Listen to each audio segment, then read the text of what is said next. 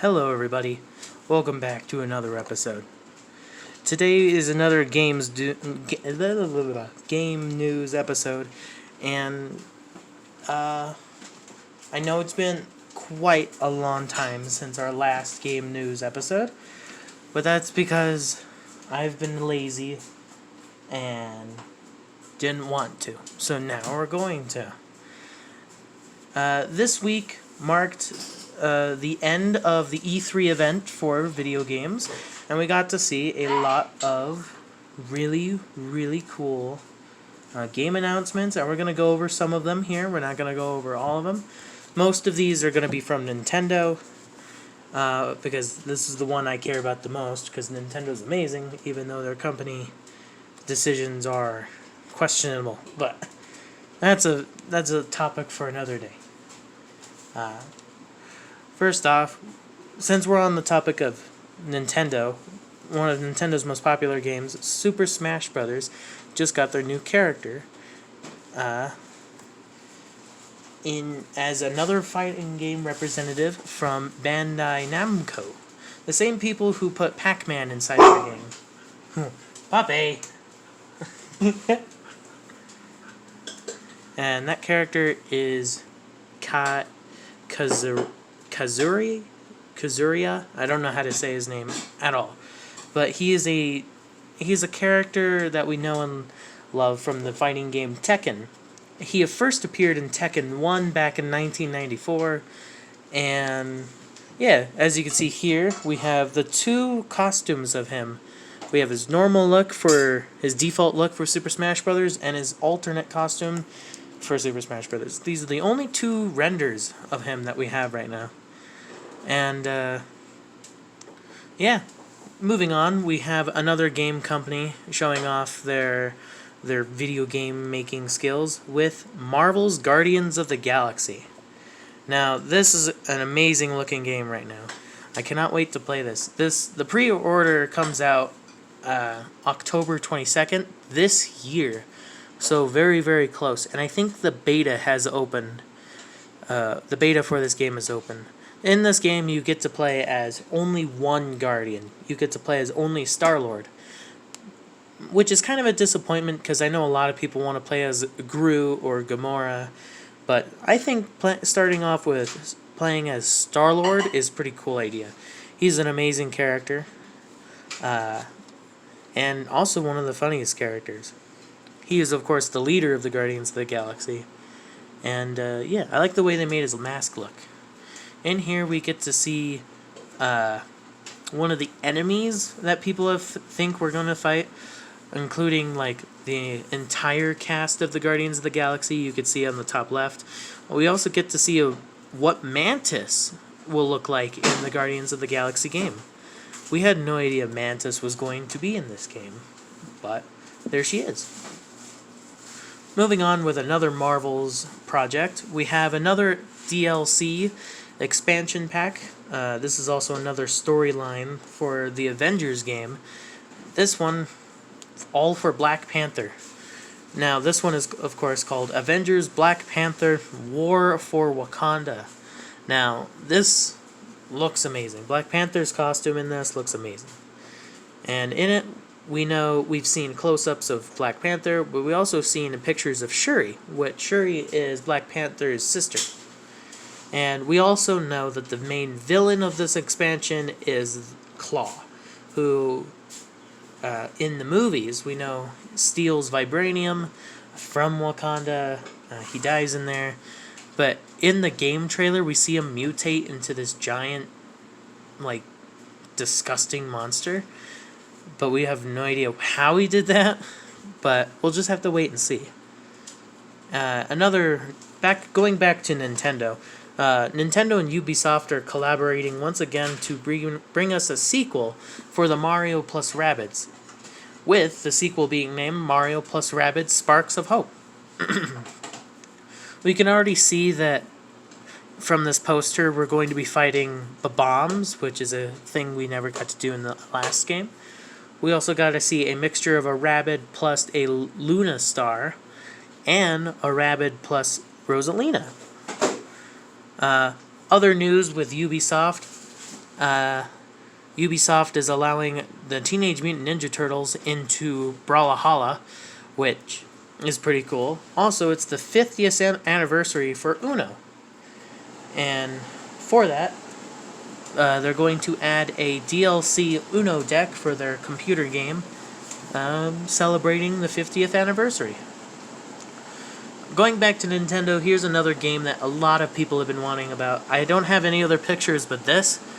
This is, of course, Link skydiving from the sky in what we can and what we have been told is Breath of the Wild 2. Now, they've said that they don't have a name for... They don't want to release the name for this game yet because it will reveal spoilers for the actual story of the game. And if the title can contain spoilers for the game, it's going to be pretty interesting. And we got to hear the creator of Legend of Zelda Breath of the Wild 2 have like a little speech for the game. I don't remember any of it, but if you want to go look it up, it's on their YouTube channel. We got to see some magic powers that Link will use when he during the trailer. And yeah, we also know that his arm is all screwed up, so he's using magic through his arm. And moving on, we have another Metroid game. Finally, it has been 19 years since the last Metroid game has came out. And with it, we got a new look for Samus, which looks amazing, and 2 new amiibos, Samus and EMMI, which we don't know if it's an alien, but we can definitely tell it's a robot that Samus is going to have to kill many, many times. And as you can see on the right picture of the amiibos, that they look pretty cool. The new Metroid game, as you could read, is Metroid Red, which is a 2D game. It's like 3D modeled, but you could see it in the perspective of 2D. My only example for this would have to be the Mario games back when they were all pixelized. How it was like a 2D platformer game like that. Or like Rayman Legends, if you ever played that. Moving on, we have an Avatar game, which is pretty cool. Avatar is getting a new game called Avatar Frontiers of Pandora. And in the trailer, we got to see close-ups of some of the native aliens that we see there. And those little flying aliens, I forgot what they're called.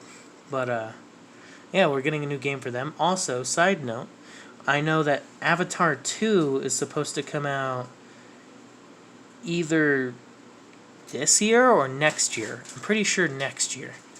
But Avatar is getting a lot more love recently, and couldn't be more happy for it. It's a really cool franchise.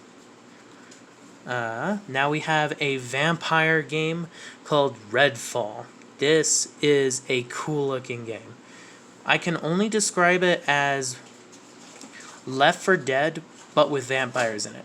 Mostly because you have these 4 players up here in the top right. I don't know any of their names, but I know they all have unique personalities. The guy on the far right with the yellow jacket, he's like the internet star. He's always talking on his phone like he's live streaming. That's also what alerted the vampires to find them in the first place. The guy on the far left with his hood up and a crow, he seems to be like the hunter leader type because, I don't know. He just seems really cool. Also, his eye glows for whatever reason. The lady in the purple, we see her as like a kind of... Like, she's really kind. She's always very observant. She found... she could see... She noticed that a vampire was teleporting behind him, and she was very quick to act on it and like call him out. Even though it was short-lived because she was hit by the vampire. But she seems like a really cool character. And the lady in the green, I don't really know anything about her. Though she's got a pet robot, which is pretty cool. But yeah, this is a vampire fighting game, which is going to be really cool.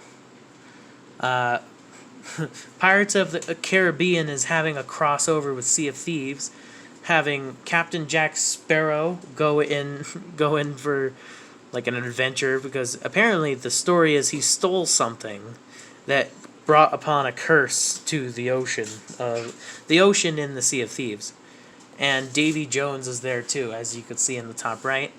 It looks like we're going to be fighting him in Pirates or Sea of Thieves, which is going to be really cool and fun. Also, it's really cool to see Disney having crossovers with video games again. Moving on, Xbox releases their mini fridge in December, which is going to be a very interesting and really cool product for gamers to own. First, we got an actual large fridge. Now we're having a mini fridge, which I can only assume will be the exact same size as an actual Xbox. That will be coming in December. Outside of E3, we got a new crossover with Fall Guys. We got Tubi joining in as a costume.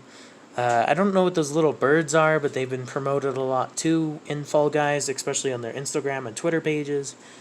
Fortnite started their new season 7, called Fortnite Season 7 Invasion. As you can see in the bottom right, the Fortnite Battle Pass. The bunny guy with the axe, I'm pretty sure he's a content creator for Fortnite that got a skin in the Battle Pass. You can also see two